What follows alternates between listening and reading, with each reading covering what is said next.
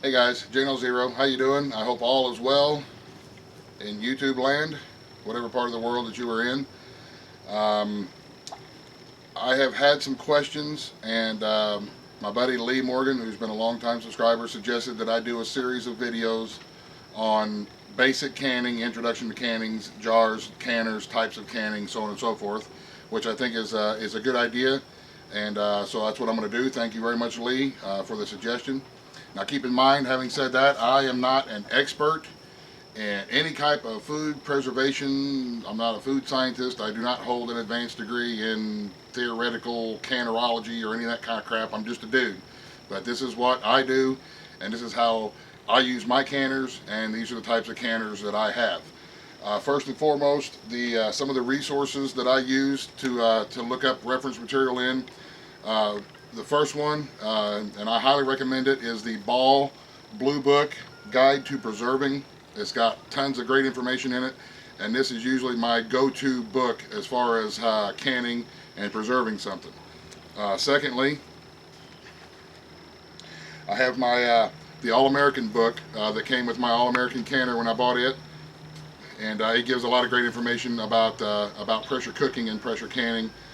Using the All-American stuff, which usually holds true to for most of the pressure cooking and canning applications. So first off, we have a water bath canner. This canner here is strictly a water bath canner. I think it's called Granite Ware or something like that. I got this one at Walmart for around the $20 mark. It's pretty much just a big stock pot that's been coated. I think it's some kind of an enamel coating on here, and it comes with a rack that you can lift up and out. And like I say, it's pretty much just a big stock pot. It's something that you can put, I could fit 7 quart jars or 10 pint jars in this canner and cover it with water and boil the water. The water bath canner doesn't get the things inside much more hotter than 212 degrees, which is the boiling point of water. It is recommended that you only can high acid fruits and vegetables, which is mainly fruits, high acidic fruits and jams and jellies and fruit juices and stuff like that in the water bath canner. Typically, most of the vegetables and meats are going to be very low in acid, and they're going to need to be pressure canned or pressure cooked. So the water bath canner, pretty much in a nutshell, is a big stock pot with a rack in it that'll hold jars and is deep enough to where you can put your jars in and cover them with water, because the water bath canning, the entire jar needs to be submerged so that the heat can be dispersed through the entire jar. Water bath canner. Now, the two types of pressure canners that I have, first off, I have my an All-American canner. This does not have a rubber seal on it. This is strictly metal on metal seal, and it's held down tight in place by these safety locks right here, which when you twist on the lid, it locks that in place, and then you put your lid of the canner on evenly, and you use these bolts and nuts to tighten down your lid, much like you would the tire of a car. So you would I start here, then I skip over to this one, then I will skip down here to the very bottom one, and then I will skip over here to this one, skip over here to this one, and then finish out with this one. That's just how I go. I go like lug nuts on a tire. You start with one, and then you go every other one, you tighten up. And that's just how I do mine. You know, to each his own as far as this goes. Read the instructions always of your canner before you start to use it. But this is my All-American canner. This one will hold 7 quart jars or 10 pint jars, and I believe this is 15.5 quart canner. It's got a gauge right here so you can see what the pressure is inside the canner. It also has a weight on top of this release right here. That way, when the pressure hits a certain poundage inside the canner, this weight will begin to jiggle and maintain the pressure that you want on the inside.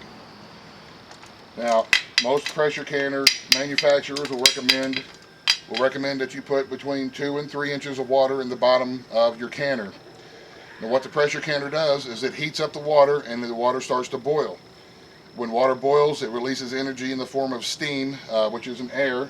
This chamber here, the cook chamber, will fill up with steam, and it forces more heat into whatever it is that you're cooking or canning.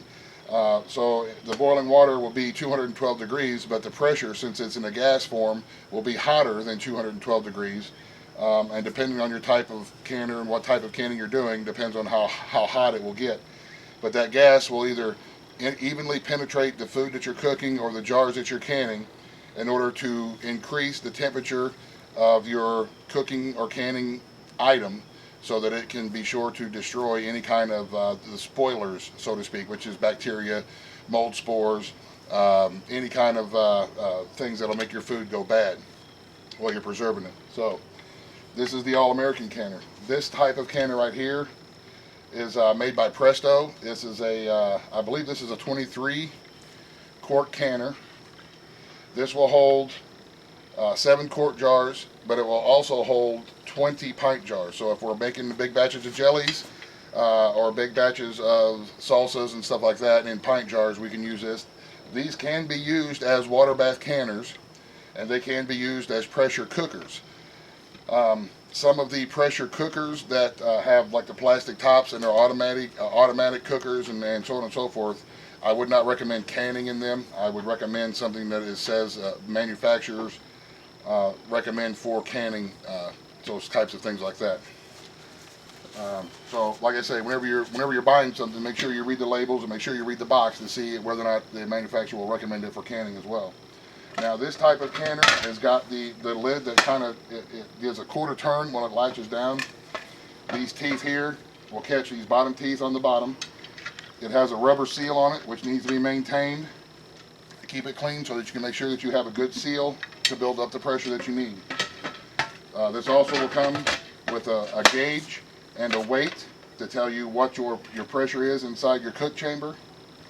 And the Presto canner, you need to use the heat to determine the amount of pressure that you have. So if you have say you're wanting to can meat, and we're canning meat at 10 pounds of pressure, and you see your gauge is going up past 10, then you need to turn the heat down on your stove a little bit to maintain that 10 pounds of pressure.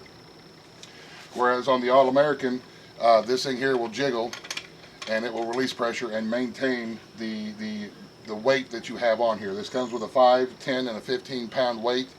So if you set it on to 10 pounds of pressure, it will build up to 10 pounds of pressure of steam, and it will begin to jiggle, and it will maintain that 10 pounds of pressure inside the cook chamber. So those are some of the differences between water bath canning and pressure canning.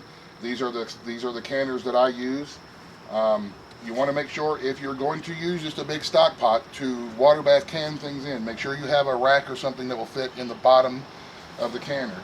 Each one of these canners will come with some sort of a rack that goes into the bottom of the canner that keeps the jars off of the bottom of the canner, because if the jars are exposed to that high heat at the bottom of the canner, they could crack and fracture, and it makes a big giant mess inside your canner, and I would not recommend it. Don't ask me how I know, I'm just saying. So there you go.